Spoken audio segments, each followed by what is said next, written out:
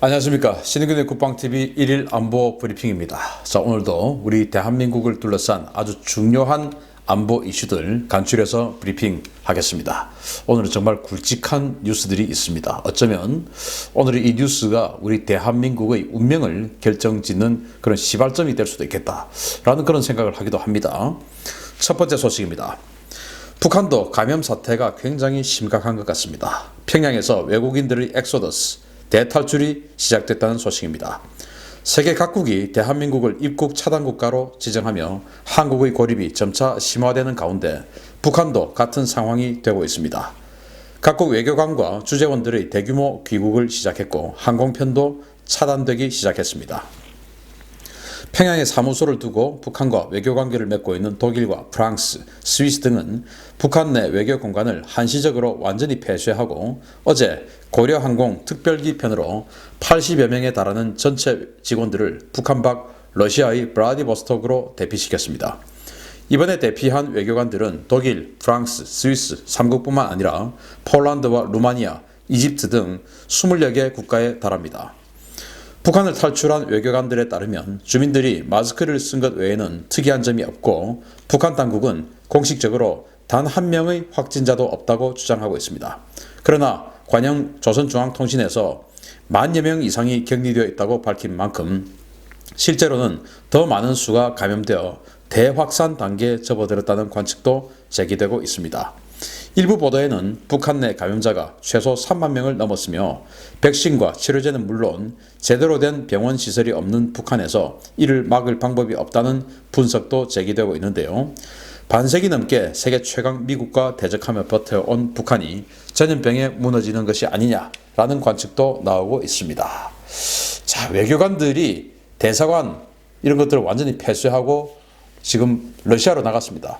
러시아로 나가야 이제 블라디보스톡에서 유럽이나 자신들이 원하는 그런 항공편을 탈 수 있으니까 일단 이 고려항공의 지금 전기 노선이 있는 블라디보스톡으로 나갔어요. 이게 의미하는 바는 뭐냐? 혹시 평양에 있는 상황에서 이 전염병에 걸리면 이것을 해결할 방법이 없다라는 그런 것. 그래서 그런 어떤 두려움. 두 번째는 지금 평양이 자신들도 도저히 통제할 수 또 조심한다고 해서 자신들도 안전하다라고 확신할 수 없을 만큼 대유행 단계에 접어든 게 아니냐라는 생각을 할 수가 있죠. 그래서 뭐 그럴 수밖에 없는 게 북한 같은 경우는 매일 아침에 생활 총화라는 걸 합니다. 그래서 쭉 둘러 앉아가지고 전부 다 이제 멘트들을 하기 시작하죠. 그리고 자아 비판도 합니다. 자, 이런 것들을 계속 하죠. 이거 뭐 우리가 옛날에 방공교육 받을 때 해서 설마라고 하지만 그건 사실입니다. 그래서 이런 모든 그런 총화 교육들을 해나가기 때문에 당연히 북한 사회라는 것은 서로 간에 말을 아주 많이 할 수밖에 없는 상황이고 말을 많이 하다 보면 이 비말이 튀게끔 되어 있죠. 그래서 이런 이 폐쇄된 지역에서의 다수가 말할 수밖에 없는, 예를 들어서 총화를 하는데 그 공간 내에 한 명이 확진자 또는 이 감염자가 있다 하더라도 이 사람도 결국은 말을 할 수밖에 없어요. 우리나라 같으면 말하고 싶은 사람만 손을 들어서 이야기를 하는데 북한은 돌아가면서 전부 말을 하게끔 되어 있습니다. 그래서 그 자신도 모르게 양성자도 이야기를 할 수밖에 없어요. 그러면 이야기를 하다 보면 튀죠, 비말이. 그렇게 되면 이제 또 감염되고 이제 이런 식으로 해서 사실은 북한은 만약에 이게 확산되기 시작하면 이 북한 사회 체제 자체를 바꾸지 않는 이상 가장 확산 속도가 빠를 수밖에 없는 그런 국가예요. 그래서 지금 정말 대확산 단계에 이르러 있는 게 아니냐라고 생각을 할 수가 있고 그런 차원에서 지금 뭐 북한에 뭐 병원이 제대로 있는 것도 아니고 또 그것을 진단할 수 있는 진단 키트가 제대로 있는 것도 아니고 또 치료할 수 있는 상황도 지금 전 세계 어디에도 치료할 수 있는 상황도 아니고 그러다 보니 이 북한 같은 경우 이제 미국에 대적해서 정말 그 적개심, 미국에 대한 적개심 일으키는 거 하나로 60년 넘게 버텨왔는데 이제 전염병에 그리고 그들의 최고 우방인 중국발 전염병에 의해서 국가 또는 체제가 무너질 상황이 됐다라는 말씀을 드리도록 하겠습니다. 두 번째 소식입니다. 태국에서 열린 코브라 골드 훈련 중에 주한미군 소속 전투기 전력이 대규모로 빠져나가 심각한 전력 공백 상황이 발생했던 것으로 확인됐습니다. 한미동맹, 이대로 괜찮은 걸까요? 제가 지난달 항적 정보를 통해 주한미군 소속 A-10C 공격기 8대가 일본 오키나와를 경유해서 공중급유를 받으며 태국으로 갔다는 소식을 전해드린 바 있는데요. 어제 A-10C 공격기뿐만 아니라 F-16 전투기들도 태국에 갔다 온 사실이 확인됐습니다. 코브라 골드 훈련 참가가 확인된 기체는 오산 공군기지에 주둔하는 제51 전투비행단 예하의 36 전투비행대 소속 F-16C 전투기들로 이들은 FEUD-61이라는 편대 호출명을 사용했는데요. 최소 3대의 항적이 식별되고 있습니다. 이들은 지난 3월 8일 오전 2시에 태국을 출발해서 일본 오키나와 가데나 공군기지에 오전 7시 14분 착륙했습니다. 이들은 가데나 기지에서 하루 휴식을 취한 뒤에 다음 날인 9일 아침 오키나와를 출발해서 오전 8시 16분에 오산 공군기지에 도착했습니다. 주한미군 전투기들이 2월 20일부터 한국을 떠났던 것을 고려하면 최소 11대의 전투기가 무려 20일간 자리를 비웠다는 것인데요. 전투기는 항상 편제를 유지하며 움직인다는 것을 고려하면 이번에 태국을 찾은 전투기는 최소 12대에서 최대 16대 수준인 것으로 예상됩니다. 즉 주한미군 전체 전투기 전력의 20%가 20일 가까이 전력 공백 상태였다는 것입니다. 이러한 주한미군 전투기 해외 차출은 한국에서의 잇단 연합훈련 취소와 축소에 따른 것인데요. 북한이 방사포를 쏘며 안보 불안을 조성하는 지금 이러한 전력 공백과 동맹균열 현상에 심각한 우려가 모아지고 있습니다. 자, 이 전투기 16대 또는 12대 이거 없을 동안 전쟁 안 났으니까 아무 일 없는 거 아니냐 이렇게 이야기할 수 있죠. 맞습니다. 아무 일 없습니다. 그런데 이것이 이제 반복되는 게 문제고 또 과거와 다른 양상이라는 게 문제입니다. 과거 어떻게 다르냐 하면은 얼마 전까지만 해도 사실은 이 주한미군 전력들은 무조건 붙박이로 있었어야 돼요. 그러다가 이제 2000년대 초반 미국의 전략적 유연성 정책 그리고 노무현 대통령과의 어떤 합의 이런 것들로 인해서 이제 주한미군 전력들이 마음대로 사실은 지금 움직이고 있어요. 그러나 마음대로 움직인다 하더라도 반드시 그 대체 전력을 먼저 보내놓고 뺐습니다. 만약 이 정도처럼 주한미군 전체 7공군 산하의 주한미군 전체 전력의 20%가 빠져나가게 되면 당연히 일본에 있는 5공군 아니면 미 본토에서 와가지고 메워줍니다. 20% 지금 빠지는 F-16 1개 편대, 2개 편대, 그리고 A-10 2개 편대. 그럼 A-10은 바로 없으니까 그럼 이것은 F-16으로 대체하겠다 해가지고 F-16 16대, 20대 이렇게 와서 메워놓고 그리고는 여기 있는 전투기들이 빠져나가서 훈련을 하죠. 이제 이게 그동안의 패턴이었고 사실 그래 왔었습니다. 그렇게 해서 대한민국 안보를 철저하게 지켜주고 있었죠. 그런데 지금은 추가 증원 전력 없이 그냥 주한미군이 그냥 빠져나가고 있는 겁니다. 기지만 우리 걸 쓰고. 그래서 이런 것들이 이제 바뀐 동맹 양상 이게 과연 우리에게 긍정적이냐? 그렇지 않죠. 전투기 16대 그리고 미군이 쓰는 전투기 같은 경우는 정말 성능 그리고 옵션 이런 것들이 최정상급입니다. 이 전투기 16대의 전력을 우리가 대신 배우려고 하면은 이거 2조 원어치예요. 2조 원어치. 그 2조 원어치가 우리를 위해서 세팅이 되어 있던 2조 원어치의 이 전력들이 그냥 빠져나간다? 그러면 우리는 그 2조 원을 우리가 배우려면 우리가 2조 원을 넣어야 되는 겁니다. 또 넣기만 합니까? 그게 유지비까지 들어가죠. 그래서 이렇게 바뀌고 있는 동맹 양상, 한미동맹의 상황 정말 우려스럽다라는 말씀을 드리고 빨리 이런 것들 다시 원상태로 돌려놓아야 된다라는 말씀을 드리도록 하겠습니다.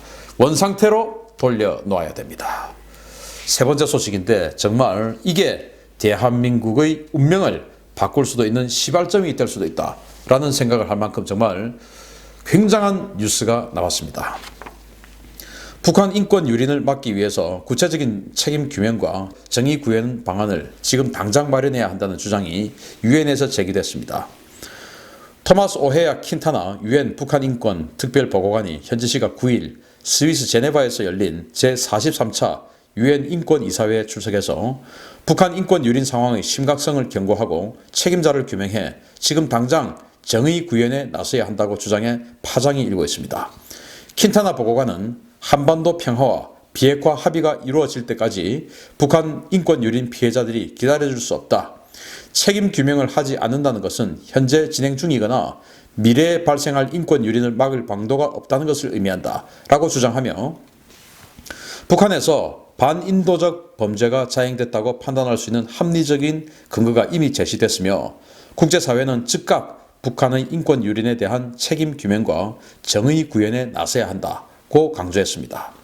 킨타나 보고관이 주장한 책임 규명과 정의 구현이란 이 인권 탄압에 책임이 있는 김정은의 혐의를 공론화하고 국제사회가 김정은에 대한 처벌에 나서야 한다는 것을 의미하는데요. 북한의 최고 지도자인 김정은에 대한 처벌이 의미하는 것은 레짐 체인지, 즉 북한 정권 교체입니다. 세계 주요국들도 킨타나 보고관의 주장에 힘을 실었습니다. 유럽연합은 북한에 접근할 수 있는 국가나 단체들이 북한 인권 상황에 관심을 가져야 한다고 지적했고 일본과 호주, 프랑스, 네덜란드 등은 개선의 징후가 보이지 않는 북한 당국에 의한 광범위하고도 조직적이며 반인륜적인 범죄에 대한 책임자 처벌을 요구했습니다. 이달 중순까지 열리는 유엔 인권이사회는 현재 북한 인권에 대한 성토의 장이 되고 있는 모양새인데요.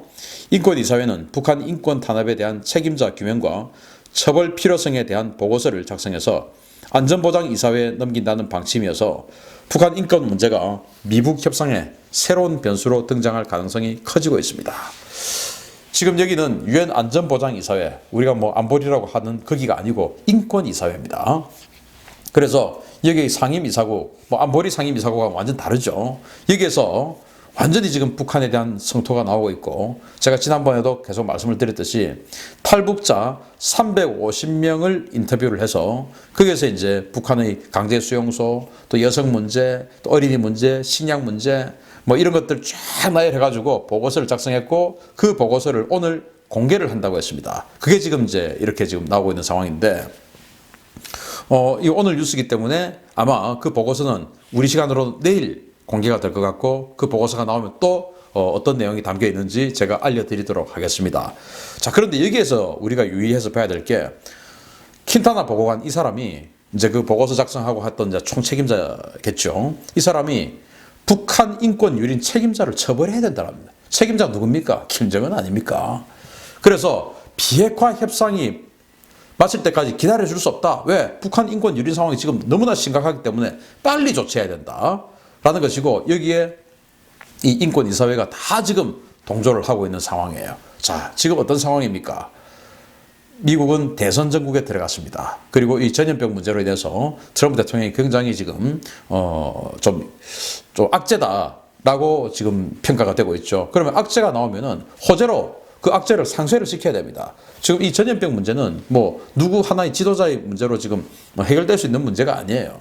그래서 호재로 바꿔야 되죠. 그런데 여기에 또 다른 악재가 나오고 있습니다. 왜냐? 인권 문제를 전 세계가 지금 들고 나오고 있는데 이 인권 문제는 트럼프 대통령이 북한과의 협상을 위해서 지난 2년 동안 후순위로 밀어놨던 거예요. 이거 거론을 안 했던 거예요. 그러면은 여기에서 왜 미국 대통령은, 미국 정부는 이 인권 문제를 이렇게 그동안 내팽개쳐 왔냐? 이제 이렇게 나왔을 때 또 오토 원비어 사건이 발생했을 때 왜 우리 미국 학생이 젊은이가 이런 식으로 고문받고 사망을 했는데 왜 여기 가만히 있냐 이제 이런 게 나왔을 때 또 악재가 되죠. 이것을 이제 호재로 바꿔야 되면 어떻게 합니까?